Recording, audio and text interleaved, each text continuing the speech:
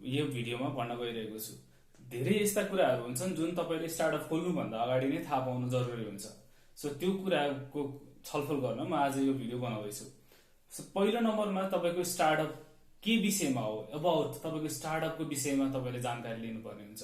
तपाईँ के सम्बन्धीको स्टार्टअप गर्न खोज्दै हुनुहुन्छ, त्यो स्टार्टअपले के गर्छ, त्यसले कम्युनिटीलाई कसरी सहयोग गर्छ, अथवा त्यसको चाहिँ वाइ भन्ने क्वेसनको एन्सर चाहिँ तपाईँले दिन सक्नुपर्ने हुन्छ। कसरी चाहिँ तपाईँले कम्युनिटीलाई त्यो कन्ट्रिब्युट गर्न सक्नुहुन्छ, अथवा तपाईँको स्टार्टअपले के कुरामा चाहिँ हेल्प गर्न सक्छ त भन्ने कुरामा तपाईँले एकदम क्लियर हुनु जरुरी छ। त्यसपछि यो कुन खालको स्टार्टअप, प्रोडक्ट्स बेस्ड हो कि सर्भिस बेस्ड हो कि प्रोडक्ट प्लस सर्भिस बोथ हो कि होइन, त्यो कुरा तपाईँले निर्धारण गर्नुपर्ने हुन्छ। यो तपाईँको स्टार्टअप कत्रो स्केलमा अपरेट हुन गइरहेको छ, सुरुको फेजहरूमा त्यसलाई तपाईँले कसरी चाहिँ स्केलिङ गर्न खोजिरहनु भएको छ, त्यसको स्केलेबिलिटी मोडल कस्तो छ होइन, त्यो रिलायबल छ कि छैन, त्यो कतिको एफिसियन्ट भएर आउँछ होइन, त्यो कुराहरू चाहिँ तपाईँले जानकारी लिनुपर्ने हुन्छ। र अर्को सेकेन्ड नम्बर पोइन्टमा छ रिसोर्स एनालाइसिस। रिसोर्स एनालाइसिस हामीले कुनै पनि काम गर्नुभन्दा अगाडि हामीलाई के पूर्वाधारहरू आवश्यकता पर्छ त भनेर हामीले आफूलाई जानकारी लिइरहनु हो रिसोर्स एनालाइसिस भनेको।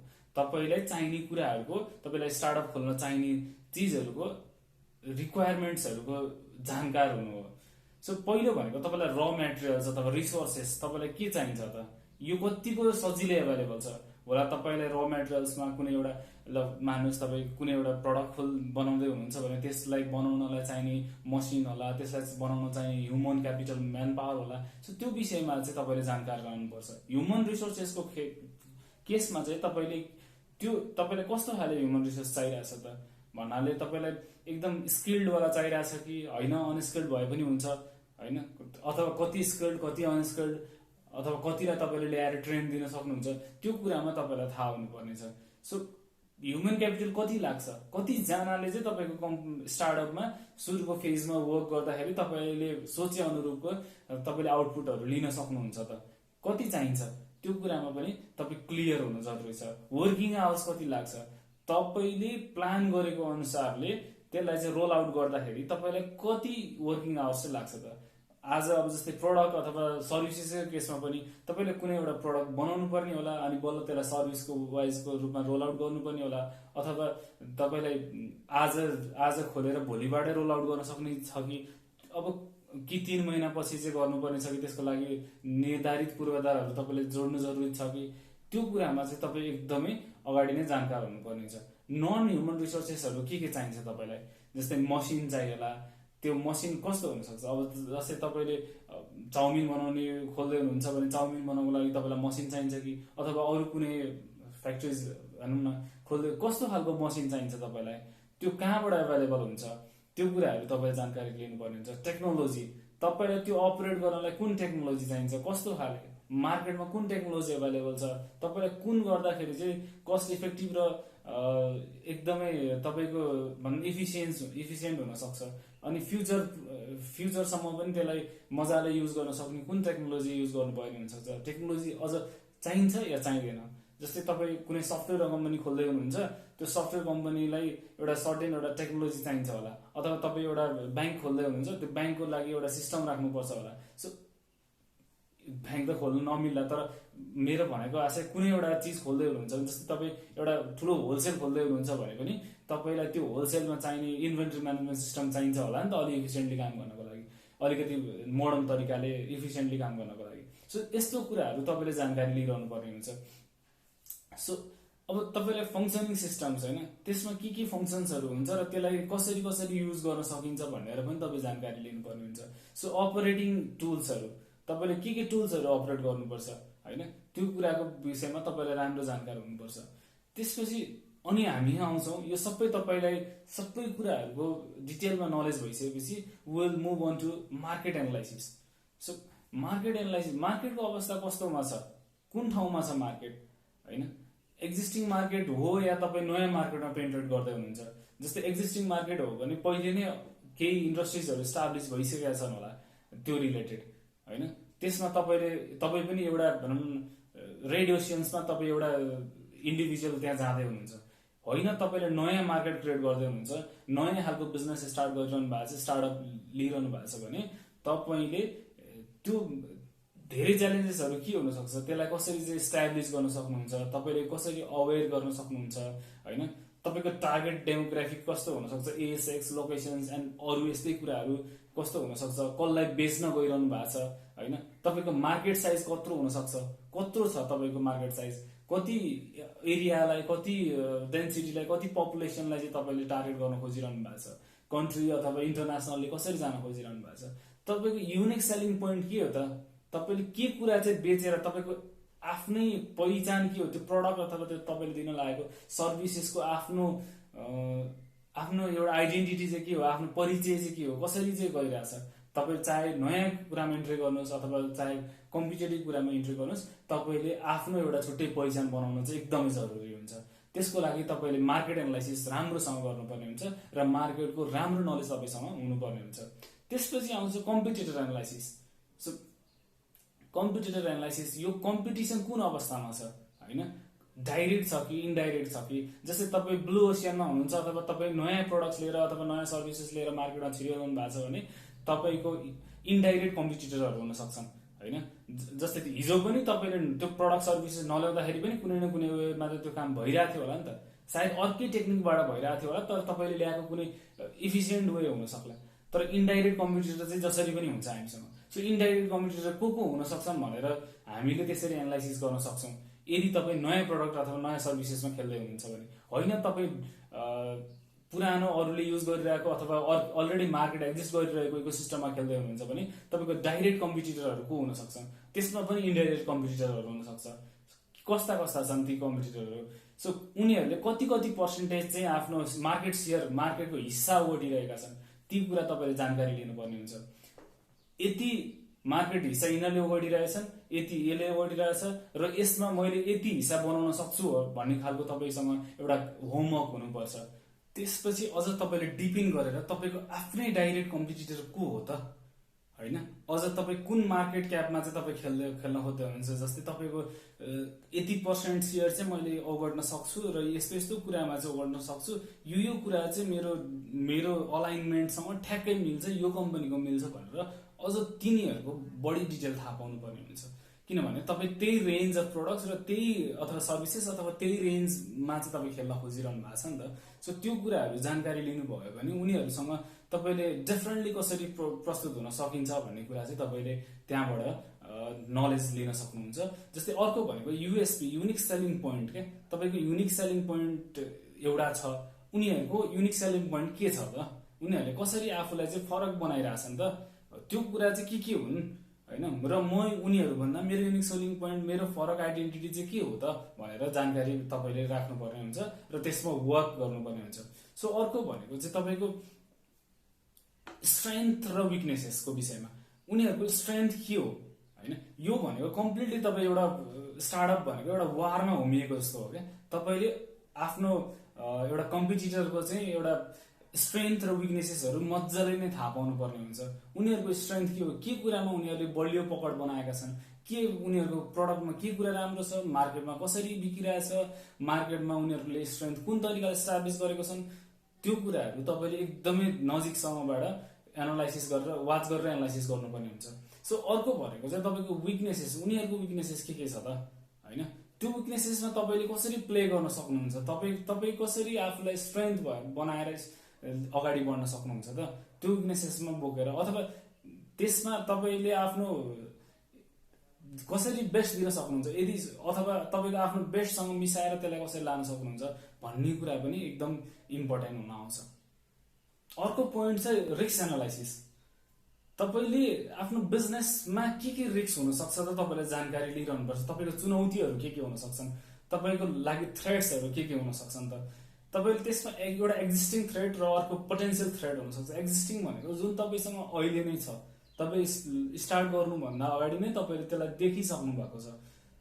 अर्को भनेको पोटेन्सियल थ्रेट, जुन चाहिँ तपाईँलाई स्टार्ट गरिसकेपछि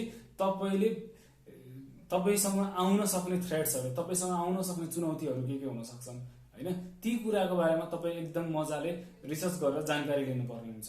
अरू तपाईँ जस्तै रिलेटेड स्टार्टअप अथवा तपाईँ जस्तै रिलेटेड इन्डस्ट्रीका मान्छेहरूले के प्रब्लमहरू फेस गरेका थिए, तपाईँले के गर्नुपर्ने हुनसक्छ होइन, अथवा के नयाँ कुराहरू एडअप भएको छ जुन उनीहरू स्टार्ट हुँदा भएको थिएनन्, तपाईँ हुँदाखेरि के थ्रेटहरू पैदा भइसकेका छन्, यो कुरामा चाहिँ तपाईँले राम्रोसँग होमवर्क गर्नुपर्ने हुन्छ।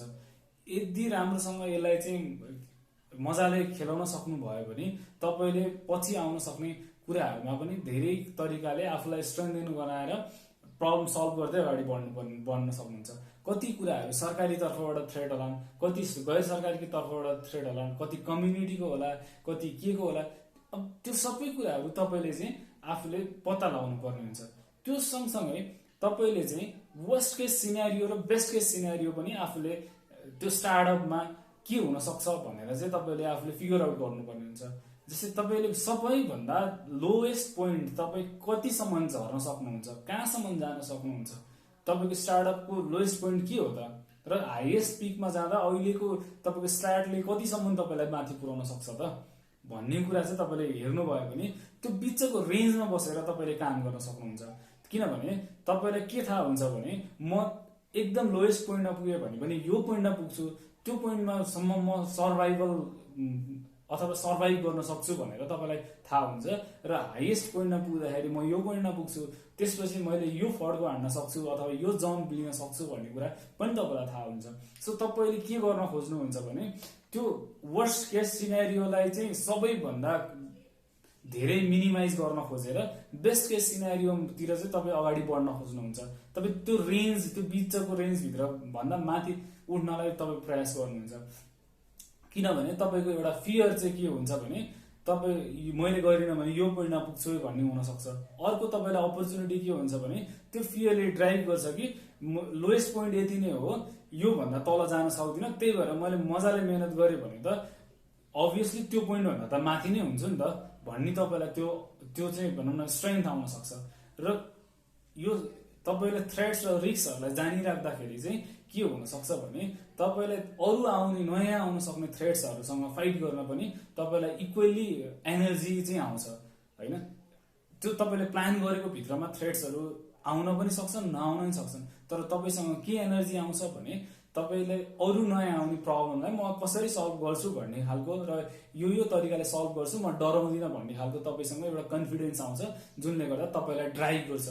र अर्को भनेको मिटिगेटिङ रिस्क फ्याक्टर, त्यो रिस्क फ्याक्टरलाई चाहिँ कसरी हटाउनुहुन्छ त, त्यसमा पनि केही वर्क गर्न जरुरी छ। अरूले कसरी हटाइरहेछन्, तपाईँले कसरी हटाउँदै हुनुहुन्छ।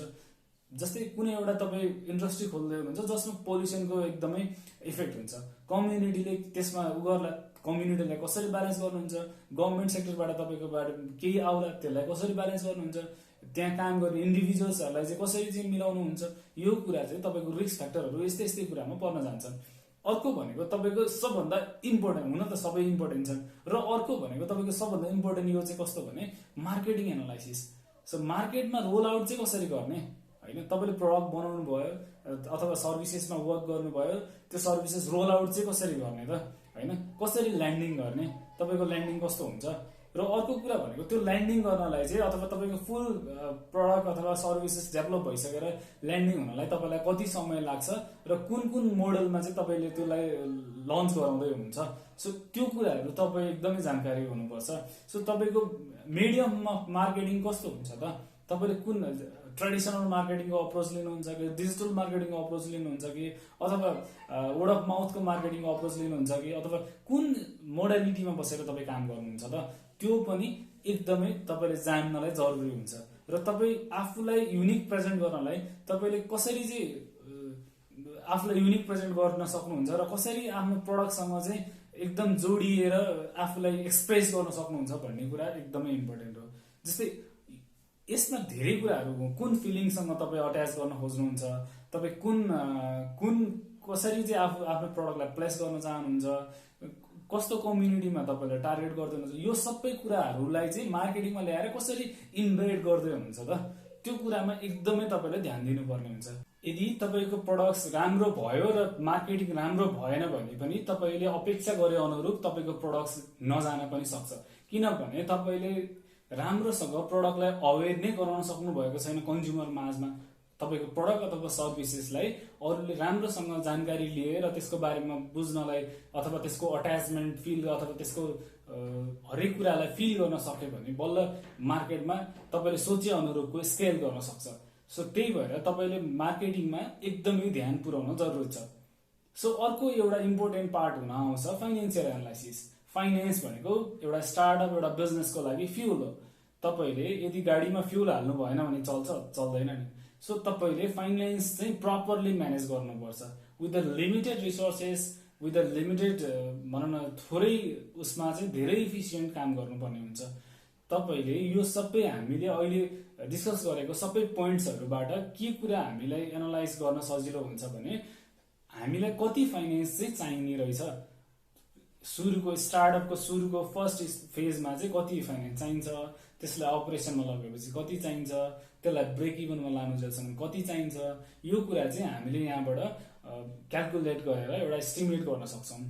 सो हाम्रो मेन पावरमा कति खर्च हुन्छ, हाम्रो रिसोर्सेसमा कति खर्च हुन्छ, हाम्रो मसिनरिजहरूमा कति खर्च हुन्छ, हाम्रो risk analysis, risk mitigation, marketing analysis, competition analysis, यस्तो सबै कुराहरूमा हाम्रो कति खर्च भइरहेछ त, र भोलि रनिङ कस्ट कति हो त, हामीले यो काम गर्दै जाँदाखेरि कति रनिङ कस्ट हुन आउँछ त, यो सबै कुराहरू हामीले क्यालकुलेट गर्न सकिन्छ। यो क्यालकुलेट गरिसकेपछि त्यसलाई चाहिँ एउटा राम्रो एस्टिमेसन गरेर हामीले एउटा फाइनान्शियल एनालाइसिस ल्याउन सकिन्छ। हो, यो फाइनान्शियल एनालाइसिस गर्दै गर्दा एउटा तपाईले मिसलेनियस कस्ट पनि राख्नु जरुरी हुन्छ, जुन चाहिँ तपाईको रिसोर्सेसहरू कस्टहरू छँदैछ, तर त्यो सँगसँगै तपाईले आज इन्भिजन गर्न नसक्नु भएको त भवितव्य परेर आउन सकेको केही कुराहरू हुन सक्छ, जसलाई चाहिँ तपाईले त्यो प्रब्लमलाई चाहिँ सल्भ गर्नलाई त्यो मिसलेनियस कस्टले हेल्प गर्छ। अर्को भनेको तपाईसँग स्टार्टअप गर्नुभन्दा अगाडि सरप्लसमा चाहिँ अलिकति सरप्लसमा तपाईले भनौँ न तपाईको फाइनेन्सेसहरू राख्न जरुरी छ। भोलि अन्य कुरा काम गर्दाखेरि त्यसले चाहिँ तपाईलाई धेरै नै हेल्प गर्न आउँछ। सो यो सबै कुराहरू डिस्कस गर्दाखेरि चाहिँ हामीसँग एउटा अर्को के इम्पोर्टेन्ट फ्याक्टर बाँकी बस्छ भने एजुकेसन। सबैभन्दा इम्पोर्टेन्ट पार्ट चाहिँ तपाईको एजुकेसन हो। तपाईको टिमवर्क होला, तपाईको भनौँ न तपाईको कम्पनी फर्मेसन होला, तपाईको बिजनेस मोडल होला, तपाईको स्ट्राटेजी होला, तपाईको अन्य कुरा स्केलेबिलिटीको कुराहरू होला, तपाईको डेमोग्राफिक राइट चुज छ कि छैन भन्ने यो सबै कुराहरू त पर्छ। तर मेन कुरा भनेको एजुकेसन पनि हुन आउँछ। यदि तपाईले एजुकेसन राम्रोसँग गर्न सक्नु भएन भने you may have the best product, you may have the best marketing strategy, you may have everything in best, but if you cannot execute it properly त्यो कुराको तपाईले आउटकमहरू लिन त्यति राम्रोसँग सक्नुहुन्न, जसले गर्दा तपाईलाई चाहिँ भोलि फेलियरतर्फ लान सक्छ। सो तपाईले एजुकेसन पहिला गर्नु पर्यो, एजुकेसन प्रपरली गर्नु पर्यो, र त्यसलाई अझ बेटर गरेर अझ अटोमेट गर्दै अझ त्यसलाई चाहिँ बेस्ट वेमा इनोभेट गर्दै लान सक्नु पर्यो। यदि यो सबै कुराहरूमा तपाईले ध्यान दिन सक्नुभयो भने तपाईको स्टार्टअप सक्सेसफुल हुने चान्सेस एकदमै धेरै आउन आउँछ। तर यी कुराहरूमा तपाईले अलि हेरचेक्राइ गर्नुभयो भने तपाईको स्टार्टअप फेल हुन पनि सक्छ। हस्, धन्यवाद।